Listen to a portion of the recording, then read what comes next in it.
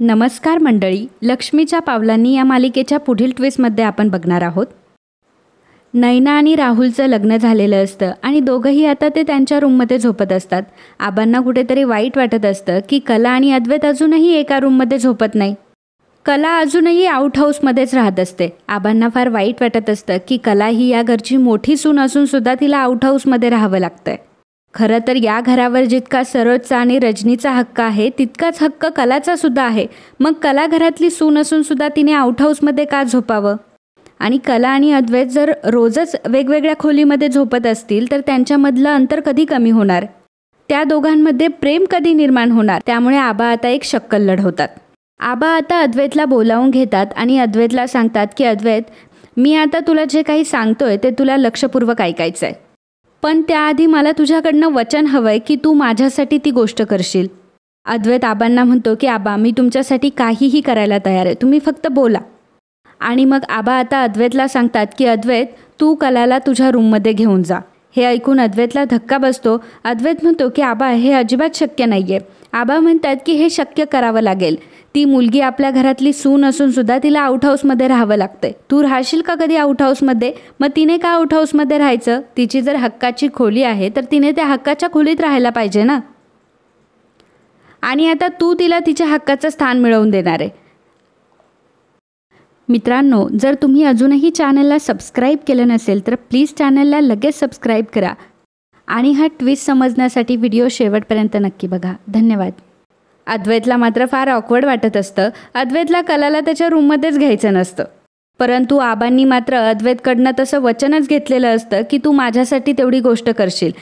आबा अद्वैतला emotional blackmail करत असतात की जर तुझं खरंच माझ्यावर प्रेम आहे आणि जर तू खरंच मला काहीतरी मानतोय ना, तर माझी ही गोष्ट तू कधीच नाकारणार नाही आणि माझी ही गोष्ट तू ऐकशील. आणि या गोष्टीला सुरुवात तू आजपासूनच करशील. आबांच्या म्हणण्याला अद्वैत अजिबात नाकारू शकत नसतो. आबांचा एक शब्द अद्वैतसाठी अंतिम शब्द असतो. त्यामुळे आता त्याला काहीही करून कलाला त्याच्या रूममध्ये नेणंच असतं. अद्वैत आता कलाकडे येतो आणि कलाला म्हणतो की चल तू माझ्या रूममध्ये. कला म्हणते की कशाला? अद्वैत म्हणतो की आजपासून तू माझ्या रूममध्ये राहायचं.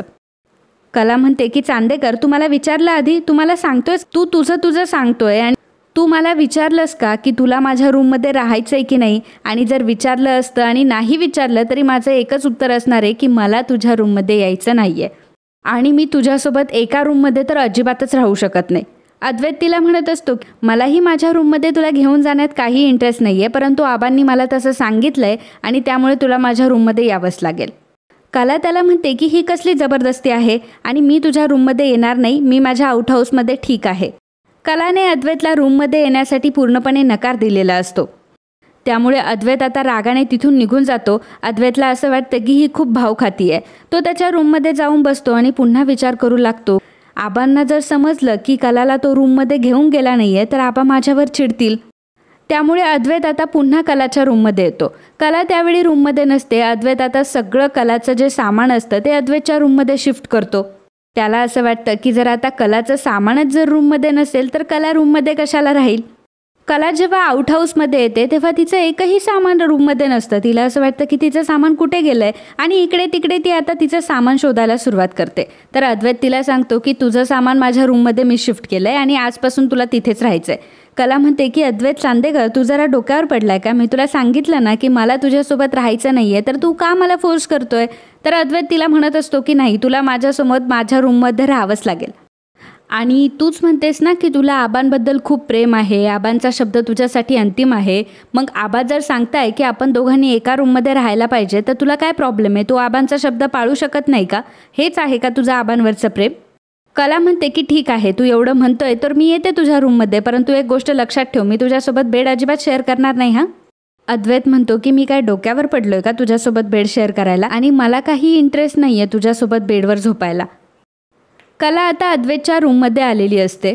कलाचं सगळं सामान एका साईडला पडलेलं असतं. त्यामुळे कला आता अद्वैतच्या कपाटामध्ये तिचं सामान ठेवायला जाते. तेव्हा अद्वैत कलाला म्हणतो की एक मिनिट, तू काही सामान तुझं माझ्या कपाटामध्ये ठेवायचं नाही, माझं कपाट फक्त माझं आहे, तुझं हे सामान असंच बाहेर पडलेलं राहील.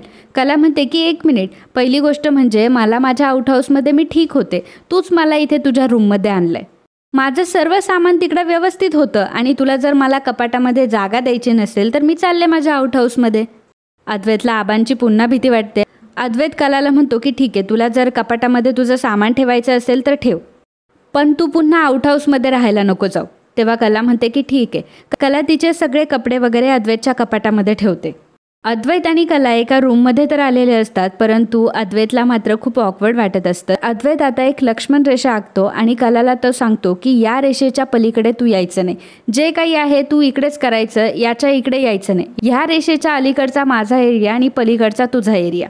अद्वैतने कलाला मुद्दाम एक कोपरा दिलेला असतो आणि त्या कोपऱ्यामध्येच तिला तो राहायला सांगत असतो, तर कलाला अजिबात ते मान्य नसतं. कला अद्वैतला पुन्हा एकदा आउट हाऊसमध्ये जाण्याची धमकी देते. त्यामुळे अद्वैत ती लक्ष्मण रेषा असते ती पुसून टाकतो आणि तो म्हणतो की ठीक आहे, तुला जसं राहायचं तसं तू राहा.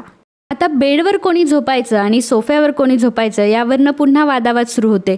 तर अद्वैत म्हणतो की मी तर बेडवरच झोपेल आणि तू सोफ्यावर झोप.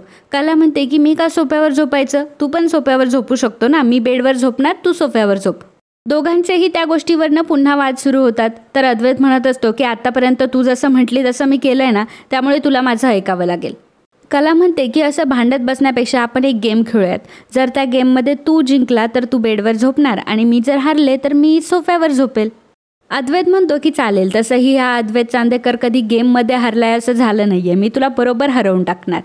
कला अद्वैतला गेम समजावून सांगते की अद्वैत, आपल्या दोघांच्याही डोळ्यांवर पट्टी बांधलेली असेल आणि मग मी एक उशी रूममध्ये फेकणार, तर ती उशी आपण दोघांनीही शोधायची. ज्याच्या हाताला पहिल्यांदा उशी सापडेल तो जिंकणार आणि ज्याला नाही सापडणार तो हारणार. आणि मग जो जिंकेल तो बेडवर झोपणार आणि जो हारेल तो सोफ्यावर झोपणार. अद्वैत म्हणतो की ठीक आहे, मला तुझा गेम मान्य आहे. तर दोघंही आता डोळ्यावर पट्टी बांधतात. कलाच्या हातामध्ये उशी असते आणि कला आता उशी फेकणार. तेवढ्यातच अद्वैत तिला म्हणतो की नाही नाही, तू नको फेकू उशी, कारण तू काही चिटिंग पण करू शकते, तू ती उशी माझ्याकडे दे. अद्वैत ती उशी हातामध्ये घेतो आणि म्हणतो की मी उशी फेकणार. कला म्हणते की चालेल, तू फेकलं काय मी फेकलं काय सारखंच आहे, शेवटी जिंकणार तर मीच आहे. अद्वैत आता उशी हातामध्ये घेतो आणि मुद्दाम आता उशीची जी शिलाई असते ती उसवतो. त्यामुळे उशीचा एक दोरा तो हातामध्ये ठेवतो आणि जोरात उशीवरती फेकून देतो. आणि आता त्या दोऱ्याच्या साह्याने तो उशीपर्यंत पोहोचणार असतो. म्हणजे अद्वैतने पूर्णपणे चिटिंग केलेली असते. कलाला काही माहीत नसतं, कारण कलाच्या डोळ्यावर ऑलरेडी पट्टी बांधलेली असते आणि अद्वैतच्याही डोळ्यावर पट्टी असते. अद्वैत पटकन आता डोळ्यावरची पट्टी काढतो आणि ती उशी कुठे आहे हे बघून घेतो. अद्वैत आता जी उशीची दोरी त्याच्या हातामध्ये असते त्याच्या साह्याने उशीपर्यंत पोहोचत असतो. परंतु एक वेळ अशी येते की कलाला सुद्धा तीच उशी सापडते आणि अद्वैत हळूहळू त्या उशीपर्यंत पोहोचत असतो.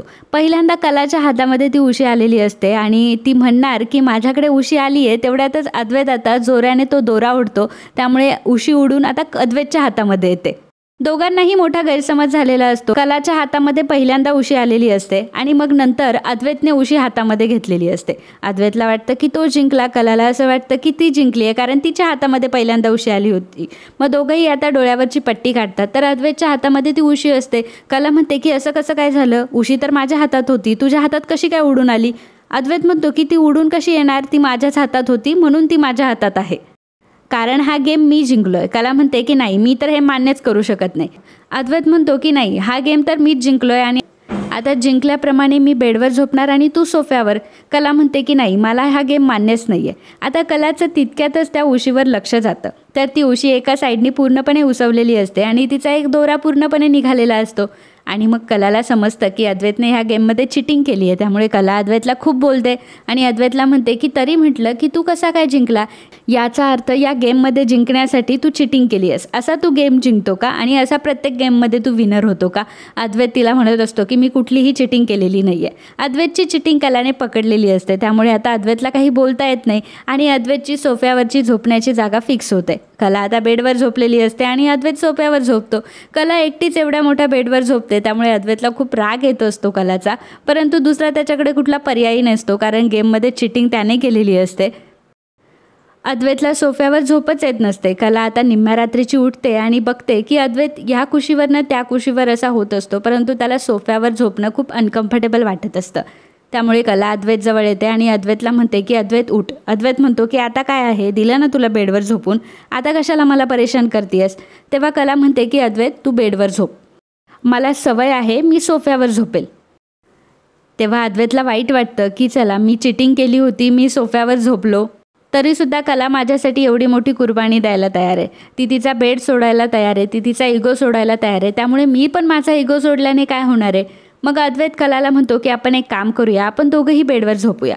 कला म्हणते की हे अजिबात शक्य होणार नाही. कलाच्या डोक्यात एक कल्पना येते. कला म्हणते की आपल्याला जर दोघांना बेडवर झोपायचं आहे तर आपण एक काम करू शकतो. कलाने चक्क बेडला आता दोऱ्या बांधलेल्या असतात आणि त्या दोऱ्यामधून आता तिने बेडचे 2 पार्टिशन केलेले असतात. मधोमध तिने बेडला दोऱ्या लावलेल्या असतात. त्यामुळे एका साईडला कला आणि एका साईडला अद्वैत असे दोघांनाही झोपण्याची जागा होते. अद्वैत म्हणतो की हीच जर आयडिया तू जर आधी गेली असती तर काय झालं असतं. कला म्हणते की तेव्हा कुठे मला माहीत होतं, आता मला सुचलं म्हणून मी केलं. अशा प्रकारे बेडचं पार्टिशन करून आता कला आणि अद्वैत दोघंही एकत्र झोपणार असतात.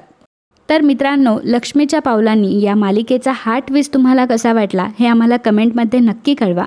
आणि हा व्हिडिओ आवडला असेल तर व्हिडिओला लाईक आणि कमेंट करायला विसरू नका. धन्यवाद.